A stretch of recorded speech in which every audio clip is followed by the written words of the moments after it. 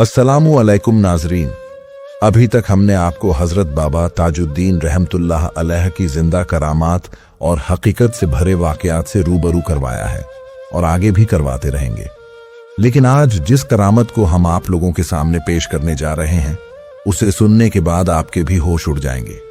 इस करामत को हम एक ऐसे सबूत के साथ पेश कर रहे हैं जिसकी वजह से उन लोगों के मुंह पर ताला लगने वाला है जो वलियों की शान को माज अल्लाह झूठी कहानी बताते हैं।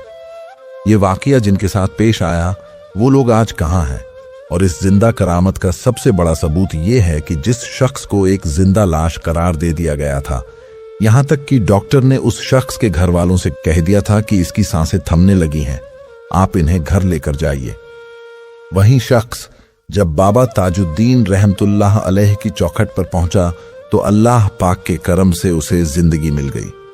बाबा जान की चौखट वो मुबारक चौखट है जहां अल्लाह का करम हर लम्हा इंतजार में रहता है कि कोई आए और ताजुल औलिया की बारगाह से सदा लगाए।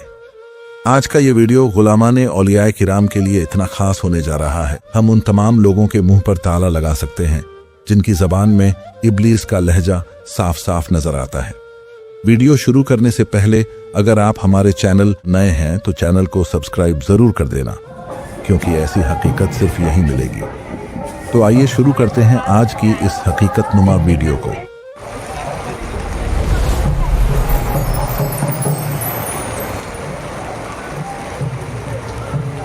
ये वाकया है शेख सरफराज अगवान का। सन 2002 में सरफराज की उम्र महज 4 साल थी और उस वक्त उनका रहना नागपुर से जबलपुर जाने वाले रास्ते पर पौनी नाम के एक गांव में था।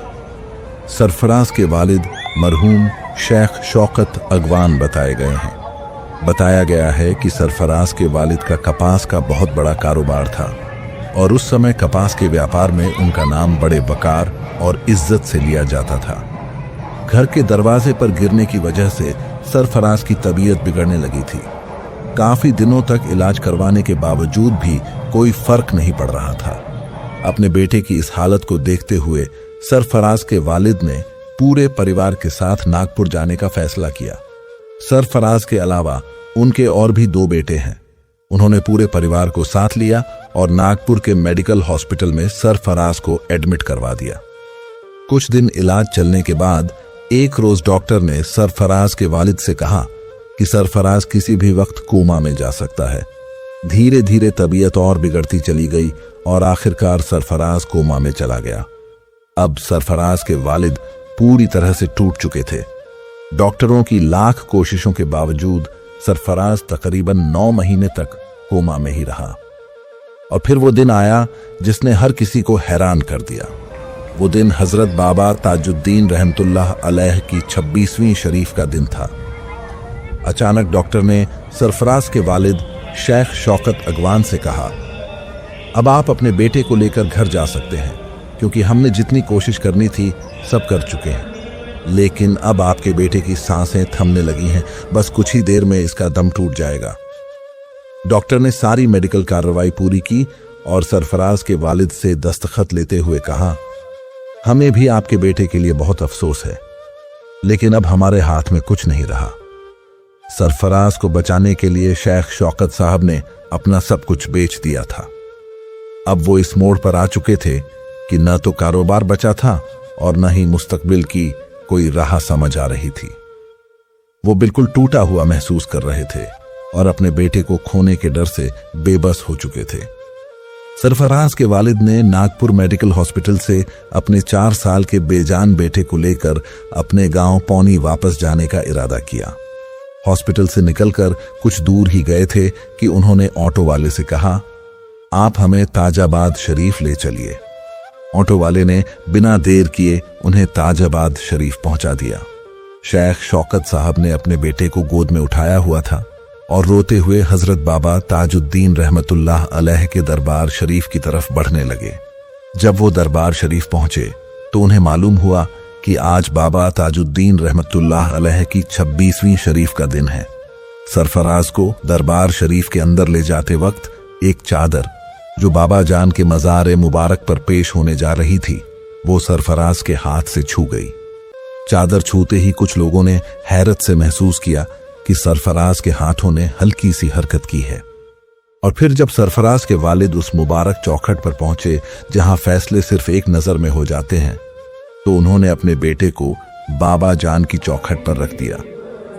उस मज़ार शरीफ में मौजूद हयात हजरत सैयदना मोहम्मद बाबा ताजुद्दीन ताजुल औलिया रहमतुल्लाह ताला अलैह से उन्होंने गिड़गिड़ाते हुए अर्ज की, मैंने अपना सब कुछ लगा दिया ताकि मेरे बच्चे की जान बच जाए, लेकिन इतनी बड़ी कुर्बानी देने के बावजूद डॉक्टर ने कह दिया कि अब हम कुछ नहीं कर सकते, इसलिए मैंने इसे यहाँ आपके पास लाकर रख दिया है। अब इसके साथ क्या होना है ये मुझे नहीं मालूम, या तो इसे आज अभी इसी वक्त खड़ा कर दो, या फिर धीरे धीरे नहीं एक ही बार में इसे खत्म कर दो, क्योंकि हम आप ही के सहारे जीने वाले लोग हैं। अल्लाह पाक ने हमें आपके दरबार से दिल लगी इसलिए दी है ताकि हम अपने दिल का हाल आपको सुना सकें। बाबा जान से अपनी अर्ज सुनाने के बाद शेख शौकत साहब ने सरफराज को हजरत बाबा ताजुद्दीन रहमतुल्लाह अलैह की चौखट पर रखकर कुछ कदम पीछे हटे ही थे कि उन्होंने वो मंजर देखा जिसने सबको हैरान कर दिया। जो सरफराज पिछले 9 महीने से कोमा में था, जिसकी सांसें भी धीरे धीरे थमने लगी थीं, उसी सरफराज ने अपने हाथों से मुंह पर लगा ऑक्सीजन मास्क निकाल फेंका और बाबा ताजुद्दीन की चौखट से अपने वालिद को आवाज दी। ये सुनते ही शेख शौकत साहब दौड़कर सरफराज के पास पहुंचे। वो सरफराज जो 9 महीने से एक लफ्ज भी नहीं बोल सका था, अब अपने वालिद से बात कर रहा था।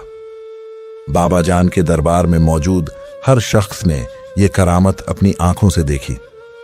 हजरत बाबा ताजुद्दीन रहमतुल्लाह अलैह ने अपनी 26वीं शरीफ का सदका अता फरमाया और अल्लाह पाक के हुक्म से दरबार ए ताजुल औलिया में एक ऐसी जिंदा करामत पेश आई जिसने एक बाप, एक माँ और 2 भाइयों के दिलों में उम्मीद की बुझी हुई शमा को फिर से रोशन कर दिया।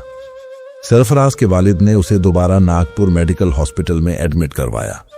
वही डॉक्टर जो तमाम कोशिशों के बाद हार मान चुका था, जब सरफराज को होश में देखता है तो हैरान रह जाता है और पूछता है, ये कैसे हुआ? ये बच्चा तो कोमा में था। सरफराज के वालिद ने जवाब दिया, जी हाँ डॉक्टर साहब, ये कोमा में था, लेकिन जब हम इसे बाबा जान की चौखट पर ले गए तो वहां इसे होश आया और इसने अब्बू कहकर मुझे पुकारा।